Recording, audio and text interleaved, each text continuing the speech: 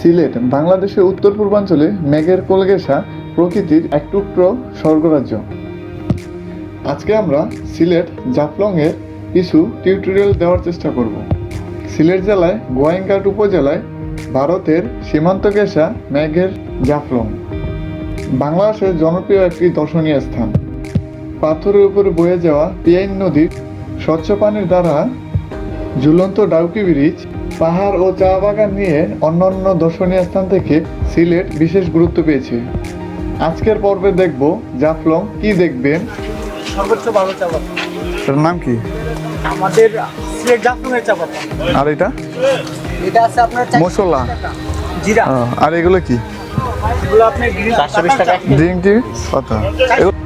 যাওয়ার উপায় ও কোথায় থাকবেন, খরচের তথ্য ও ট্যুর প্ল্যান সহ একটি পরিপূর্ণ ভ্রমণ নির্দেশনা। আশা করি আজকের এই ভিডিওটি পুরো দেখলে আপনাদের জাফলং সম্পর্কে সব কিছু পুরোপুরি জানা হবে।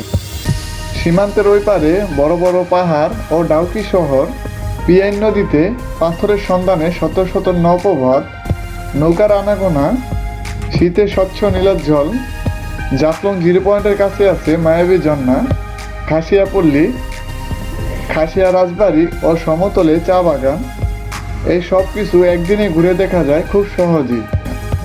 জাফলং ট্যুর প্ল্যান ও ভ্রমণের বিস্তারিত থাকবে এই ভিডিও শেষ অংশে। আর আমার এই ভিডিওটি যদি আপনি প্রথম দেখে থাকেন অবশ্যই সাবস্ক্রাইব ও লাইক করে পাশে থাকবেন।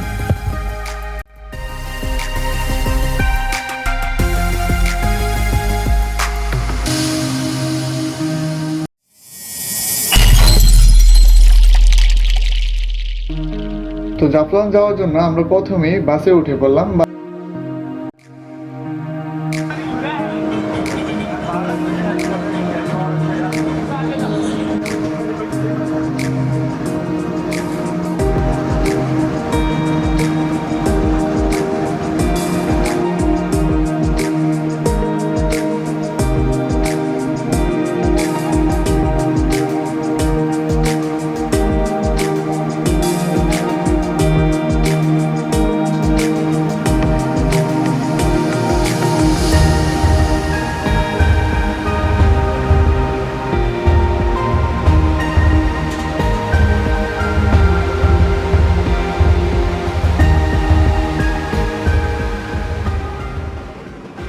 প্রায় 40 মিনিট বাস জার্নি করার পরে আমরা চলে আসছি। আসসালামু আলাইকুম গাইস, সবাই কি অবস্থা, কেমন আছেন? আমি ভালো আছি। আমরা এখন চলে আসছি জাফলংয়ের যে জিরো পয়েন্ট আছে ওই জায়গা থেকে এখন আমাদের বাস পার্কিং করছে। আর এখন আমরা চলে যাবো খাসিয়াপল্লির দিকে। আর ওই যে ওই পাশে কিন্তু দেখা যাচ্ছে জাফলংয়ের যে বিশাল পাহাড়টা, এটা হচ্ছে ইন্ডিয়ার পাহাড়। ইন্ডিয়ার পাহাড়টা কিন্তু আমাদের বাংলাদেশ থেকে যে একদম সাদা পাথরের কাছ থেকে দেখা যাচ্ছে, খুবই বড় একটা পাহাড়।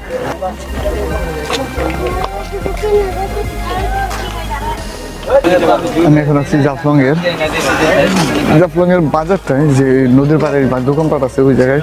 এই বাজারের পাশে কিন্তু একদম নদীতে নামতে হবে। আর এই আমার এই পাশে হচ্ছে বাজার।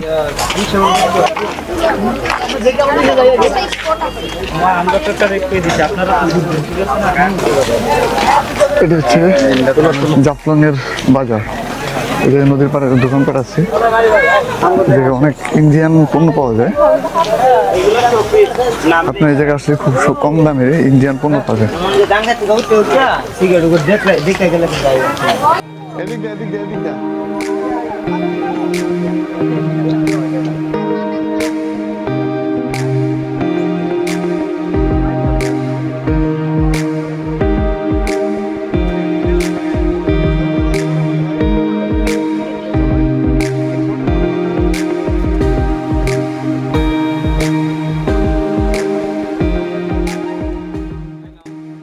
জাফলং আসার সাথে সাথে আমাদের চোখে পড়ে দূরের ওই দূর পাহাড় এবং সাদা পাথরের সৌন্দর্য।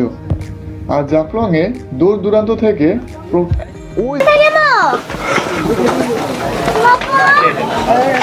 আমরা দেখুন জাফলং নদীর পাড়ে চলে আসছি।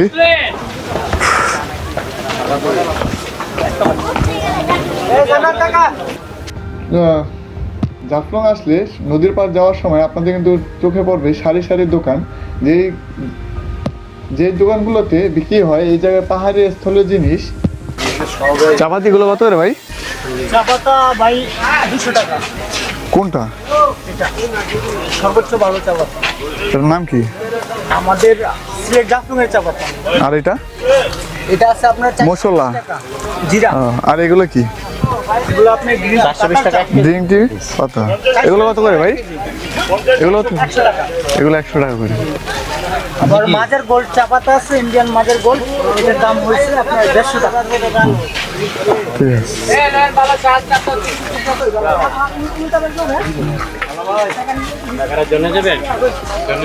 জাফলং এসে আমরা প্রথমে চলে যাব খাসিয়াপল্লিতে। খাসিয়াপল্লি যাওয়ার জন্য আমাদেরকে নৌকা দিয়ে নদী পার হতে হবে, তাই আমরা সবাই নৌকাতে চলে আসলাম। এই জায়গায় নৌকাতে খরচ পড়বে জনপ্রতি 10 টাকা করে। পিছনে যান ভাই, সিটা বসেন না, পিছনে যান, পিছনে যান, পিছনে যান। চলেন ঠান্ডা দেবো, পানি কি ঠান্ডা? ভাই আপনারা যারা আগে উঠছেন পিছনে যান।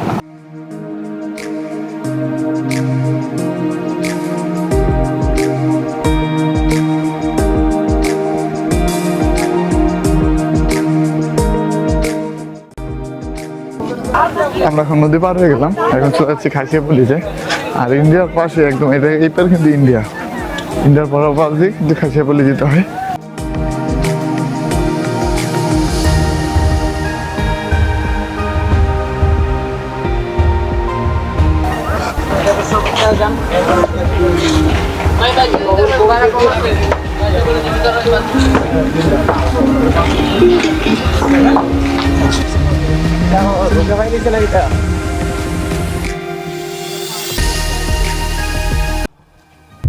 আপনি যদি গাড়িতে না করে পায়ে হেঁটে করেন তাহলে কিন্তু আপনি খাসিয়াপল্লিতে রাজবাড়ি যেগুলো পুরনো বাড়িঘর আছে পাহাড়িদের, ওই জায়গায় আপনি সব কিছু দর্শন করতে পারবেন।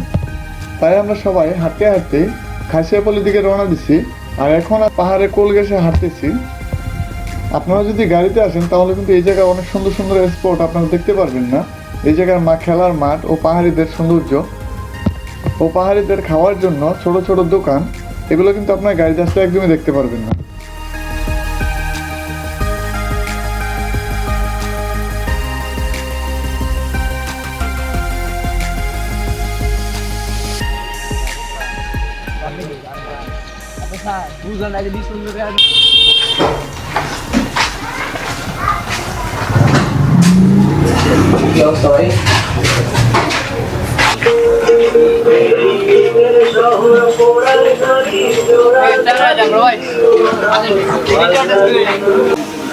আমি এখন আছি সিলেটের ফার্সি এলাকায় চা বাগানে।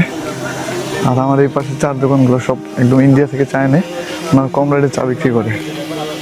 আর এটা হচ্ছে চা বাগান।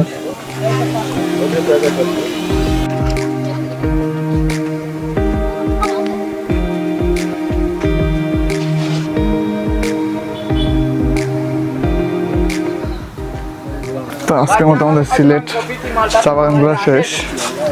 এটা ফার্সিতে প্রায় 35 একর জমি নিয়ে এই চা বাগানটি অবস্থিত হয়েছে।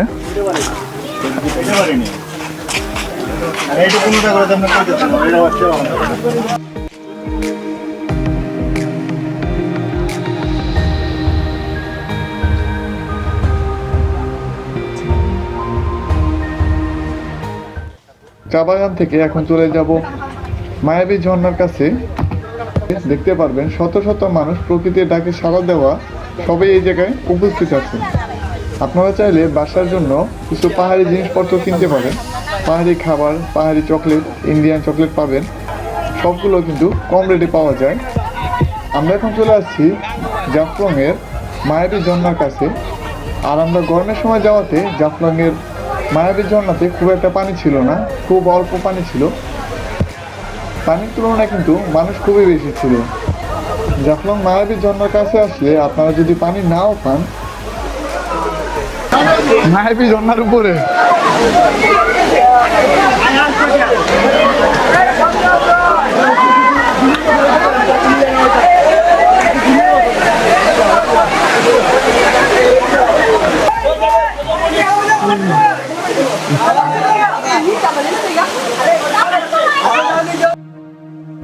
জাফলং মায়াবী ঝর্ণার কাছে আসলে আপনারা যদি পানি নাও পান তো প্রকৃতির সাড়া কিন্তু অবশ্যই পাবেন। প্রকৃতির এই সৌন্দর্য আপনাদের কিন্তু মন ছুঁয়ে দিবে।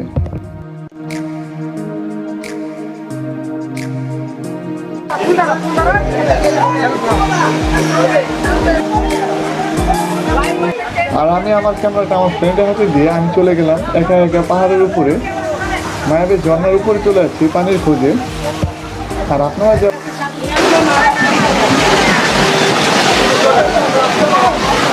মায়াবী ঝর্ণার উপরে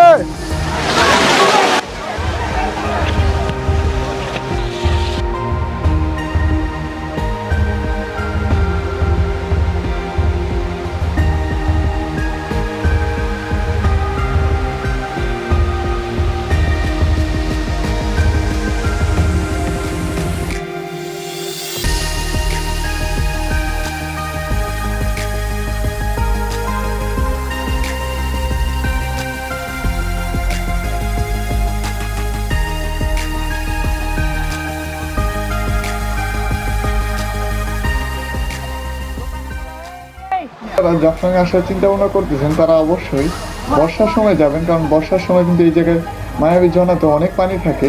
আর ওই জায়গার সময় আর ওই সময় প্রকৃতির সৌন্দর্য আরো অনেক বেড়ে যায়।